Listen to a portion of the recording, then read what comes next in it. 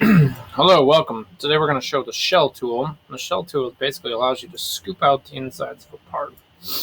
Okay, so how I did this. If I say create a document, call it shell2, shell 1.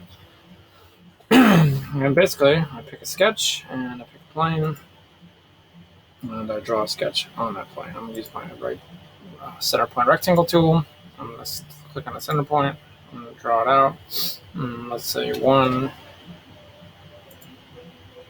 something like that. I'm going to say sketch. Great. Now, to remove the planes, I hit the P tool, the planes disappear. I hit the N on the keyboard. If I hit N, it'll square it up, and now it looks normal. Okay, so great. Now, this plane, this 2D plane, if I want to extrude it, I can hit the extrude tool and extrude it out. And right now it extrudes 1 inch. I can make it bigger, so it looks like that. Great. That works. All right, check. There we go. Now that I have this block, if I want to scoop out the insides, well, that's where the shell tool comes in. So here's the shell tool. I'm going to turn it on.